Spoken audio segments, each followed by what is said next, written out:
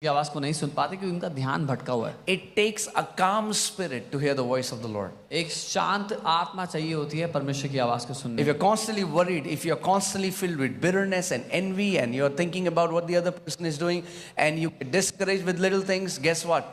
It will be very, very difficult for you to hear God's voice. अगर आप लगातार चिंतित हैं, कड़वाहट से भरे हैं, यहाँ वहाँ वो मेरे बारे में क्या सोच रहा होगा ये सोच रहे हैं, तो आप बहुत कठिन होगा परमेश्वर की आवाज सुनना आपके लिए। That's why the Bible says in Psalm 46, be still and know that I am God. You need to be still. And this word know comes from the Hebrew word yada, which means know me experientially, not just through reading about me, but I want you to know me because he's a person. God wants you to know him experientially. इसीलिए भजन 46 में वचन कहता है कि स्थिर हो जा, ठहर जा और जान ले कि मैं परमेश्वर हूँ। और यहाँ पर जो जान ले शब्द है वो जानना यदा शब्द से आता है, जिसका मतलब है अनुभव के द्वारा। परमेश्वर नहीं चाहता हम उसको ज्ञान के रूप में जाने, वो ज्ञान नहीं है, वो एक व्यक्ति है, वो चाहता है हम उसको व्यक्तिगत रूप से जाने। Hear this. सुनिए, The prophets who wrote the Bible, वो भविष्यवक्ता जिन्होंने बाइबल को लिखा, the disciples who wrote the Bible, वो चेले जिन्होंने बाइबल को लिखा, they heard the voice and then they wrote the text. उन्होंने आवाज को सुना फिर अक्षर को लिखा।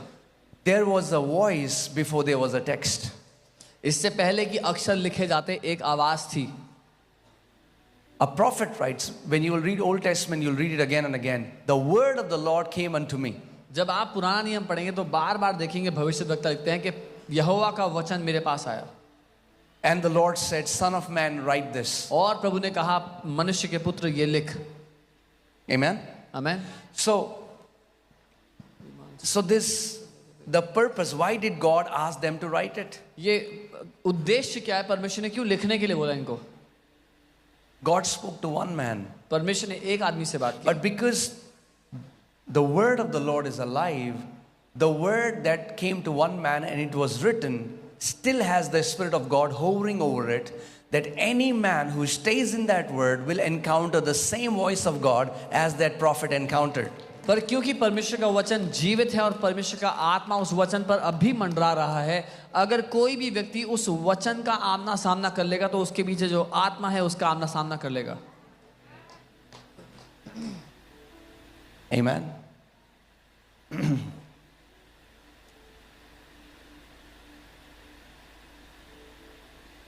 You have to build your capacity to hear God. आपको अपनी क्षमता को बढ़ाना है परमेश्वर को सुनने के लिए।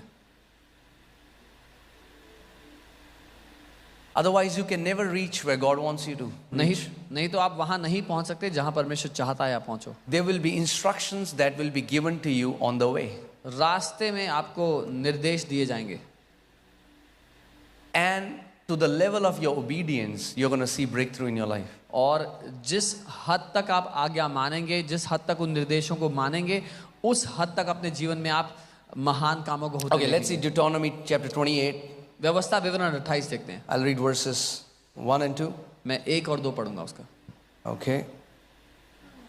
And it shall come to pass, if thou shalt hearken diligently unto the voice of the Lord thy God. और अंग्रेजी में ऐसा लिखा है, और ऐसा होगा अगर तू ध्यान धरकर लगन के साथ अपने परमेश्वर यहोवा की आवाज को सुने तो। See, the English Bible says, hearken diligently. अंग्रेजी बाइबल में लिखा है जी जान से, लगन के साथ उसकी आवाज को सुन। See, because majority of Christians, they don't understand this. Because they always go to God and ask for things. क्योंकि ज्यादातर मसीह नहीं समझते, वो परमेश्वर के पास जाके चीजें मांगते हैं। They all their life is asking about thing. Give me a job, give me, and that's not wrong. But please understand my heart. You need a word. उनकी पूरी जिंदगी चीजें मांगने के लिए, मुझे नौकरी दे दो, मुझे ये दे दो, वो गलत नहीं है, लेकिन मेरी बात सुनो, आपको वचन चाहिए परमेश्वर से, उसकी आवाज। You need a word. The day you will receive the word of the Lord, you will be distinguished from others. आपको परमेश्वर का वचन चाहिए। जिस दिन आपको वचन मिल गया, आप भीड़ से अलग हो जाएंगे। Abraham is with his father. Abraham अपने पिता के साथ है। And came the word of the Lord to Abraham, come out of your father's house to the place where I'll take you. What happened? As he obeyed, the voice of the Lord, he became the father of many nations. और यहोवा का वचन Abraham के पास आता है, अपने पिता के घर को छोड़ और बाहर आ, और जब उसने उस बात को माना वो देशों का पिता ठहरा। Never does Bible say Abraham asked for gold and silver. कभी नहीं बाइबल कहती कि अब्राहम ने सोना और चांदी मांगे। The problem with this us is हमारी दिक्कत ये है, we esteem things above in the word. हम चीजों को वचन से महंगा समझते हैं, ऊपर समझते हैं। You need a word. आपको वचन चाहिए। Okay, team, I want you to search. There is a guy who, let me tell you about, I forgot his name, but one day he was talking to God. He invented so many things from peanut. If you can just search about him and we'll show it to एक you. व्यक्ति एक दिन परमेश्वर से बात कर रहे थे, उनके बारे में भी देखें, उन्होंने मूंगफली से बहुत सारे इन्वेंशन किए, बहुत सारी चीजें डिस्कवर की हैं। He's not saying, God, give me a job of 10,000. So he's talking to God. वो ये नहीं कह रहे परमेश्वर मुझे 10,000 की He नौकरी said, चाहिए। God, tell me the secrets of universe. वो परमेश्वर से बात करते और परमेश्वर ने कहा कि परमेश्वर से कहा, परमेश्वर मुझे इस पूरी सृष्टि के रहस्य बताओ। God said, that's, cannot comprehend it. परमेश्वर ने कहा तुम समझ नहीं पाओगे। And he said, okay, tell me the secret about this earth. उसने कहा ठीक है, पृथ्वी के सीक्रेट रहस्य बताओ। God said, no, it's beyond your capacity. परमेश्वर ने कहा तुम्हारी क्षमता से बाहर है वो समझना। So he asked this and that for everything. God said, it's beyond this. तो उसने ये पूछा वो पूछा, प्रभु ने सबके लिए कहा कि तुम्हारी समझ से बाहर है। Then he saw a peanut lying on the ground. फिर उसको जमीन पर मूंगफली पड़े नजर He I. said, God, can you tell me the mystery of this peanut? उसने कहा प्रभु इस मूंगफली का रहस्य बता दो। God said, that's good. I'm going to tell you the secret of peanut. उसने कहा ये ठीक है, मैं मूंगफली का रहस्य बता देता हूँ। Do we have how many? Okay, so, yeah, this is George Washington Carver. He made 300 products from peanuts. George Washington Carver, इन्होंने 300 प्रोडक्ट बनाए मूंगफली से। Why? क्यों? Because he got the word of the Lord. क्योंकि उनको प्रभु का वचन मिल गया। You need wisdom. आपको बुद्धि चाहिए। Wisdom doesn't seek for gold and silver. बुद्धि सोना चांदी Gold नहीं and ढूंढती। silver seek for wisdom. सोना चांदी बुद्धि को ढूंढते हैं, Wisdom seeks for the word. बुद्धि वचन को ढूंढती है। Are you guys with me? मेरे साथ हैं। If we ask the same way people in the world ask, then there is some problem. अगर हम वैसे ही मांगते हैं जैसे दुनिया के लोग मांगते हैं तो कुछ दिक्कत है। You need to ask a word. हमें वचन Your मांगना business isn't growing. God, I don't ask for more customers. Give me a word. आपका वचन, Word that will elevate my business. आपका- Give me a word that will bless my marriage. Give me a word that will bless my church and ministry. I need a word from you, Lord. अगर आपका business नहीं बढ़ रहा तो उससे और customers मत मांगो, उससे वचन मांगो जिससे आपका व्यवसाय बढ़े, आपकी शादी बेहतर हो, आपके जीवन की हर एक बात उस वचन के द्वारा। Amen? Come on, tell your neighbor. Say, you need a word. अपने पड़ोसी को कहो तुम्हें वचन चाहिए। Hear this carefully. You will not hear God's voice as long as you are okay without it. और मेरी बात ध्यान से सुनो, जब तक आपके लिए चलता है बिना परमेश्वर की आवाज सुने जीना, आप उसकी आवाज को नहीं सुनो। As long as you're okay being a religious Christian, I go to church on Sundays and I'm okay with it, that's how you are going to live. जब तक आपके लिए धार्मिक ईसाई होना चलता है कि मैं संडे को चर्च जाता हूँ इतना काफी है, तो वैसे ही आप जिएंगे। There is a man of God and they were so poor परमेश्वर के एक जन बहुत गरीब थे। that one time in church, offering tray was being passed. एक बार ऑफरिंग की ट्रे दी जा रही थी तो They had nothing उनके पास कुछ नहीं था देने के लिए। and he wanted to. He had a heart but had no money. वो देना चाहते थे, उनका दिल था लेकिन पैसा नहीं था देने के लिए। Usually what happens is those who have heart don't have money and those who have money don't have heart. अधिकतर क्या होता है, जिनके पास दिल होता है उनके पास पैसा नहीं होता, जिनके पास पैसा होता है उनके पास दिल नहीं होता देने के लिए। Is that true? है कि नहीं? But not in this church. पर We इस are चर्च में different. ऐसा नहीं है।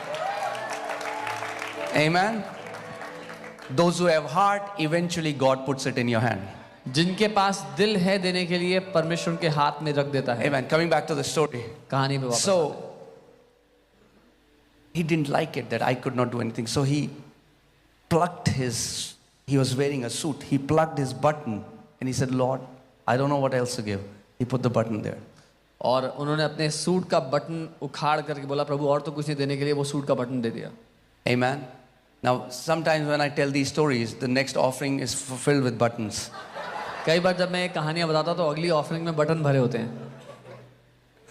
So, when he did that, जब उसने ऐसा किया, he heard the word of the Lord. उसने परमेश्वर के The word of वचन the को Lord सुना। came to him. And what was the word? परमेश्वर का वचन उसके पास आया। 3 John verse 2. और वो वचन क्या था? 3 यूहन्ना 2 आया। Now he had read it so many times. That's what I'm saying.